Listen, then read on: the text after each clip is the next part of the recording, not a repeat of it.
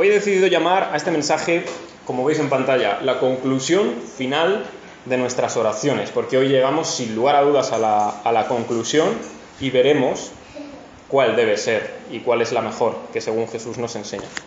Pero antes, me gustaría que pensemos en cómo nos pasamos la vida deseando tener todo aquello que no tenemos. Invertimos tiempo, invertimos dinero, invertimos estrategias, no siempre con buenas intenciones, para obtener aquello que de alguna manera se ha apoderado de nosotros y que no nos deja ver nada más. Parece como si ya tuviéramos clara cuál es la conclusión a la que queremos dirigir nuestra vida y nos obcecamos por ir de cabeza a ese lugar sin darnos cuenta de que probablemente nos vamos a golpear con mucha fuerza y que nuestros sueños o nuestros anhelos y deseos al final van a terminar en una broma pesada para nosotros. Entonces, ¿quién es el inteligente? ¿Quién es el sabio de este mundo que puede decirnos con toda claridad cuál es el final de su vida? Y no me refiero a su tipo de muerte, me refiero a la conclusión, es decir, al estado último de las cosas y de su situación, es decir, de la plenitud, de haber llegado al punto en el que ya ha cumplido todas las cosas y ya no tiene nada más que cumplir porque todo lo que desea ya lo ha alcanzado. ¿Quién sabe estas cosas?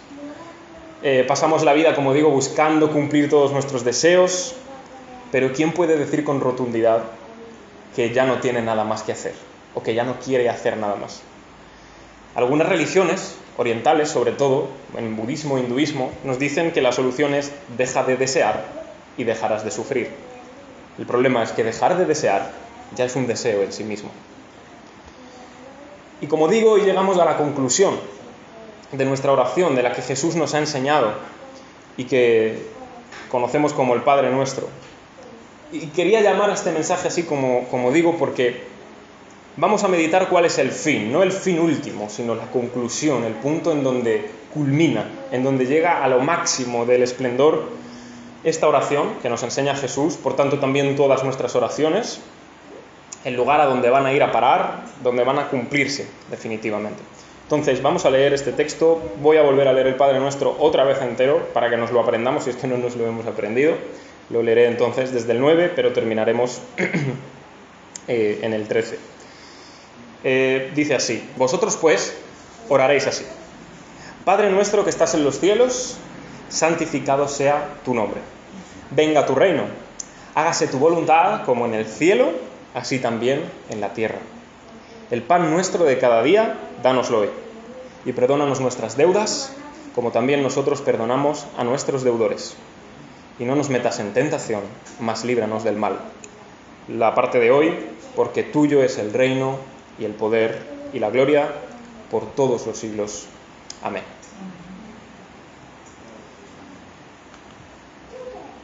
Y quería comenzar, o lo he estructurado hoy de una manera diferente. Lo primero sería aquellos anhelos y deseos que tenemos de lo que no nos pertenece, ¿no? Hablábamos ahora mismo al comienzo del afán que tenemos por perseguir los deseos, los sueños, los planes con miles de estrategias, de formas, de maneras. Pero todavía podríamos decir algo más al respecto. Estamos obsesionados en conseguir muchas cosas que no nos pertenecen y probablemente no nos pertenezcan nunca. No nos pertenecen porque en la voluntad de Dios, en su voluntad soberana y oculta, Él ha decidido que jamás nos va a dar eso, por lo que sea, o bien no nos pertenece porque la autoría de esas cosas no somos nosotros, sino Dios, y tenerlo, en todo caso, será un regalo de su gracia, no un intento por lograrlo nosotros. Puede que haya muchas cosas que deseemos y que lo deseemos con buenas intenciones, pero lo cierto es que no son estas cosas las que determinan que consigamos X o Y. No son estas cosas de buenas intenciones lo que nos va a llevar a conseguir finalmente esto y lo otro que pensamos que realmente es el plan y el cumplimiento de todos nuestros deseos. El problema cuando no entendemos esto, o cuando ni siquiera somos conscientes de que esto es así, es que nos devanamos los sesos intentando aquello que yo deseo, aquello que yo quiero lograr, aquello que con todos los planes y estrategias que me monto voy a conseguir.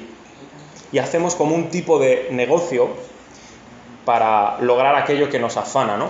es, si invierto demasiado tiempo, dinero o lo que sea, o esfuerzo, entonces logro esto, o si me porto mejor, o soy más santo, o busco más a Dios, entonces quizás lo convertimos en un negocio, cosas que no están en nuestro alcance porque o Dios no quiere, o, como digo, la autoría es suya y en todo caso nos lo regalará si Él quisiera. ¿Por qué quiero decir esto? Porque a veces no nos damos cuenta de que hay cosas en esta vida que no se pueden comprar. Y no estoy hablando de comprar solo con dinero, sino con tiempo, por ejemplo, de nuestra vida, o con favores, o con engaños, o con estratagemas. Hoy hemos leído sobre el reino, el poder y la gloria de Dios. Y estas cosas, todos los seres humanos las han querido a lo largo de la existencia, y seguimos queriéndolas. ¿Quién no quiere tener gobierno en su propia vida y el poder para que nada ni nadie se interponga en el camino de gobernar su vida como le da la gana? ¿O quién no quiere tener fama, ser alabado por otros, ser alabado por lo que ha conseguido en su camino o por lo que el mundo considera que es labrarse un buen camino, tener un buen trabajo o ser rico o una buena familia o una iglesia muy grande? Hay muchas personas que pierden toda su vida en perseguir esto, el reino, el poder y la gloria para sí mismos, o para su empresa, o para su negocio, o para lo que sea. Y nos engaña, cómo no, que vemos historias de éxito, personas que lo han conseguido, personas que ahora son grandes figuras que lo alcanzaron. Vemos la televisión, vemos internet y allí vemos no me acuerdo ni cómo se llama este tío, el de Tesla, se me ha olvidado el nombre, pero es súper famoso. O el de Facebook, ¿no? El que intentó comprarlo, sí. Vemos a estas grandes figuras y vemos qué exitosos son. Empezaron en la nada, trabajaron mucho, con mucho esfuerzo. Son 3. El resto de personas viven vidas normales y corrientes. No podemos definir nuestra vida por 3 personas que, por lo que sea, han conseguido eso y lo otro. Y no solo eso, sino que una historia de éxito no garantiza la bendición de Dios. A lo largo de la Escritura vemos cuántas personas de éxito hubo, cuántos grandes gobernantes con reinos, poderes y gloria, y no conocieron jamás a Dios. La cosa es que intentamos engañarnos a nosotros mismos pensando que podemos conseguir el reino, el poder y la gloria, pero nada más lejos de la realidad. Estas cosas no se pueden comprar, ni con dinero, ni con tiempo, ni con favores. Lo que se compra es una especie de reino terrenal, de poder terrenal, de gloria terrenal, pero nada que ver con el poder, el reino y la gloria que vamos a ver esta mañana. Entonces, hay cosas en esta vida que no se pueden comprar. Y digo esto porque lo segundo en lo que quisiera meditar es en que aquí, no podemos obtener lo que solo Dios nos puede dar. Y parece que estoy diciendo algo que no es, o parece que me estoy enredando yo con las palabras. No me estoy refiriendo a que aquello que solo Dios nos puede dar no lo vamos a tener nunca. A lo que me estoy refiriendo es que aquellas cosas que solo Dios puede dar no las podemos conseguir a través de nuestros esfuerzos, a través de nuestro trabajo, a través de nuestro poder. No, sino que solo podemos esperar estas cosas de su gracia y de su bondad. Por ejemplo, la salvación. La salvación se encuentra dentro de estas cosas que no podemos obtener por nosotros mismos. Solo Dios nos lo puede dar. Esto es una de esas cosas que no podemos obtener por nosotros. Pero, por ejemplo, vamos a ver el reino.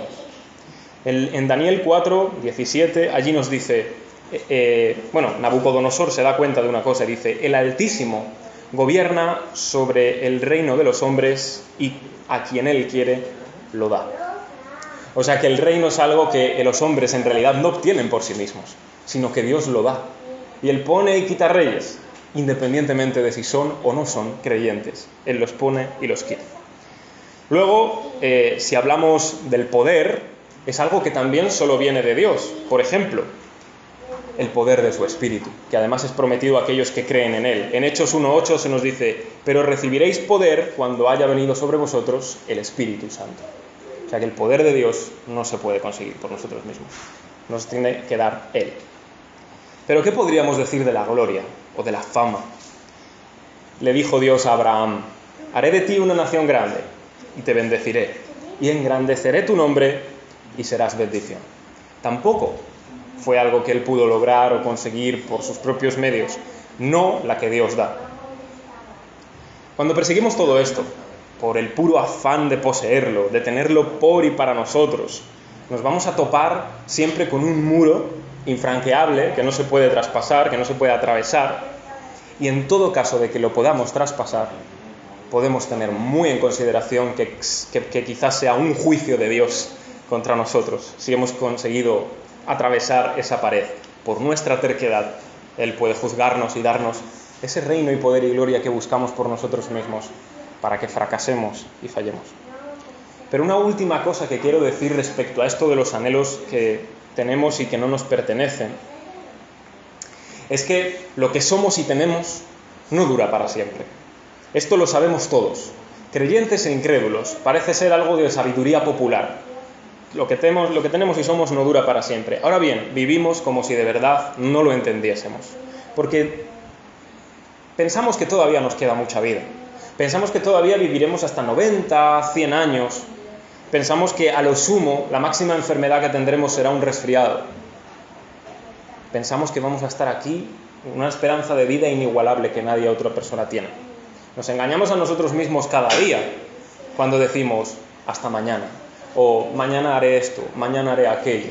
Todos los días nos engañamos. No sabemos si vamos a estar aquí.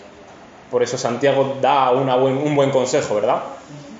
Mejor digamos, si Dios quiere, haremos esto, lo otro, allí, allá.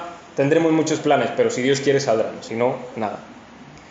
Somos bastante soberbios, porque basta ir a un funeral, y hace poco lamentablemente tuve que ir, para darnos cuenta de que en ese momento no somos nada. Y no solo es una frase hecha, es que literalmente no somos nada. Nuestro espíritu se fue y volvió a Dios, que lo dio, y nuestro cuerpo volverá al polvo de donde vino. Literalmente, que no somos nada en ese momento. No somos nadie, ni tenemos nada. Nos hemos vuelto nada. A lo mucho el espíritu, ¿verdad?, que volvió a Dios, y de allí, pues, se verá después qué pasa, dependiendo de si pusimos o no nuestra fe en Cristo. Esa es nuestra condición. Y así estamos, así pasamos la vida siempre, deseando aquello que no nos pertenece, viendo el reino, el poder y la gloria que podemos conseguir y no podemos obtener. Me he enfocado en esto de querer buscar el reino, el poder y la gloria nosotros mismos, porque Jesús, en el texto que hoy decimos, dice: tuyo es el reino, el poder y la gloria, refiriéndose a su Dios y Padre. Por eso quería enfocarme en esto. Es suyo, no nuestro. Ahora bien, solamente hay uno que es diferente, ¿verdad?, a nosotros, que verdaderamente es libre de esta condición triste en la que nosotros estamos, y ese es Dios. Mientras nosotros deseamos todo aquello que no nos pertenece, el reino, el poder, la gloria, Dios es el dueño del reino, del poder y de la gloria. Son suyos, le pertenecen a Él por derecho y por naturaleza. Y a mí me gustaría que exploremos brevemente algunas cosas que esto nos enseña acerca de Dios. Algunas de ellas ya las hemos visto, muchísimas veces, las hemos repetido hasta cansarnos, entonces voy a ser un poco breve. Pero por un lado, Dios gobierna todas las cosas. Nuestro texto que dice: tuyo es el reino.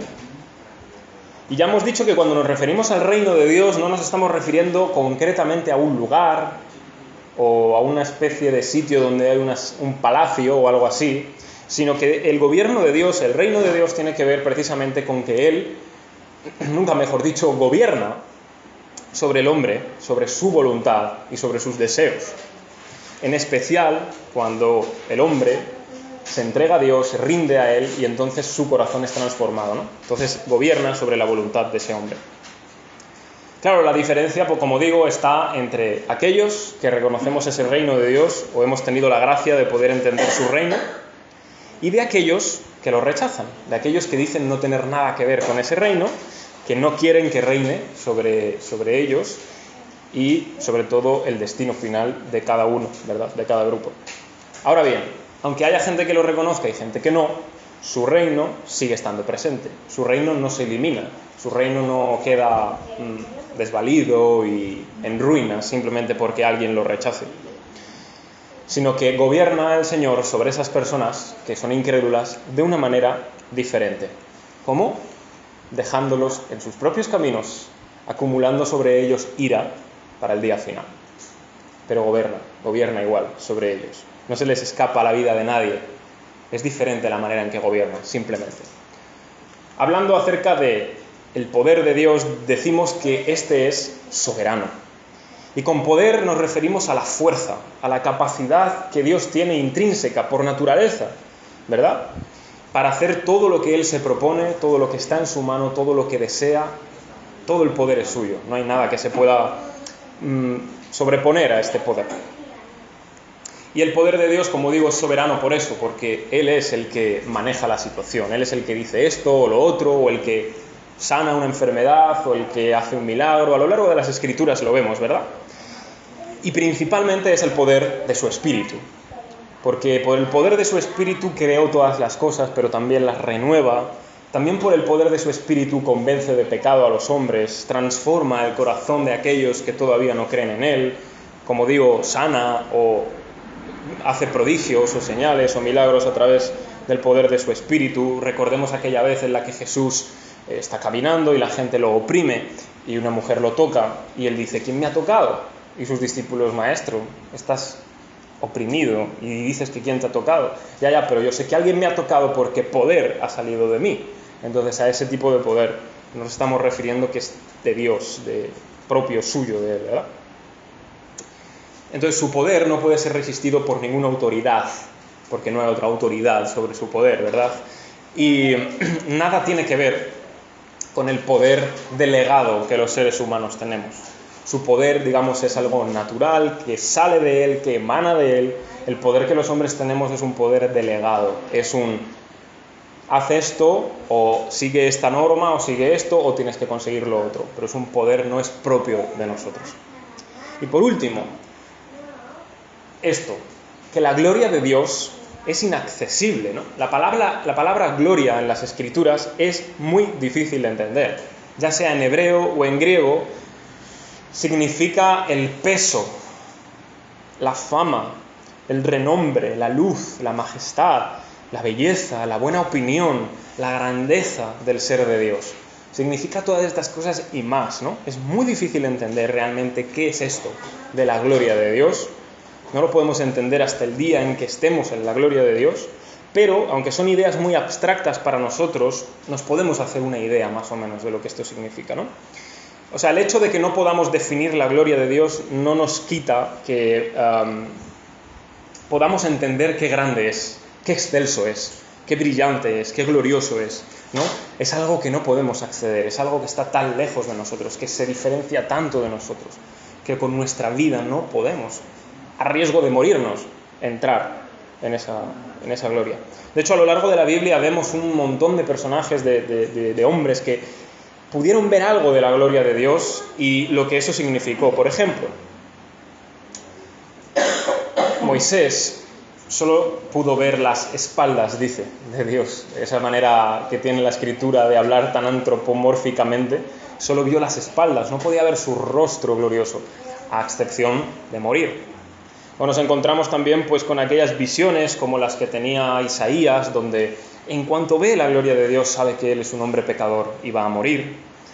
O cuando el apóstol Juan en Apocalipsis también lo ve y cae rendido a sus pies, Daniel mismo, el profeta, también, y tantos otros que vieron su gloria, siempre sabían que no podían estar ahí. Era una sensación de temor que les sobrecogía, de miedo, de respeto, de reverencia, era algo maravilloso. Incluso hasta Pedro mismo vio la gloria de Dios en Jesús aquella vez, cuando ve todo aquello que sucede alrededor y él dice: apártate de mí, Señor, que soy un hombre pecador. Él entendió la gloria de Jesús. Pero quien bien lo entendió fue el apóstol Juan, y él en su evangelio nos escribe: aquel verbo fue hecho carne y habitó entre nosotros, y dice entre paréntesis, y vimos su gloria, gloria como la del unigénito del Padre, lleno de gracia y de verdad. Es decir, que Dios nos ha mostrado su gloria en plenitud en Cristo. A través de Jesús Él nos ha manifestado toda su gloria. Hemos visto su gloria, gloria como la del Padre.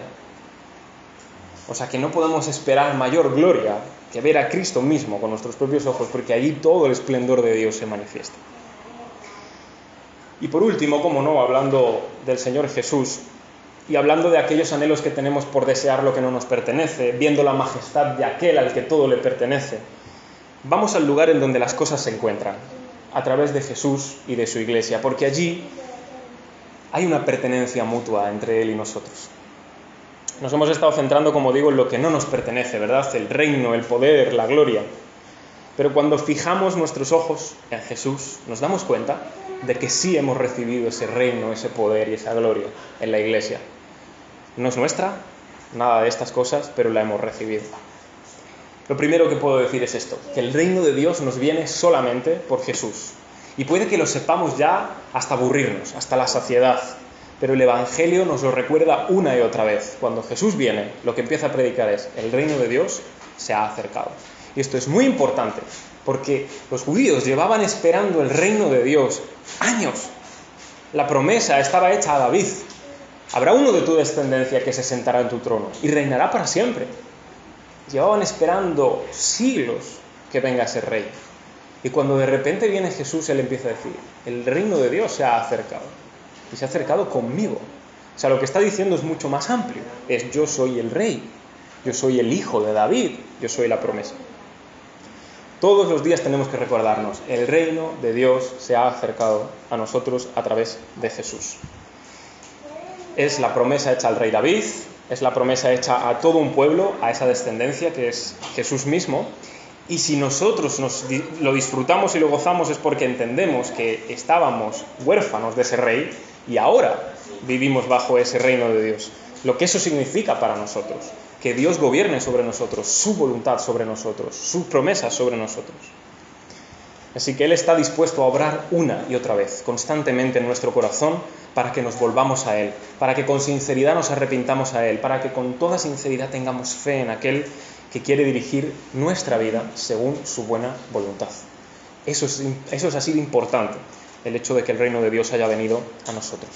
Lo segundo que quisiera decir es que Dios ha manifestado, ya lo he dicho, ¿verdad?, su poder y su gloria solamente en Jesucristo.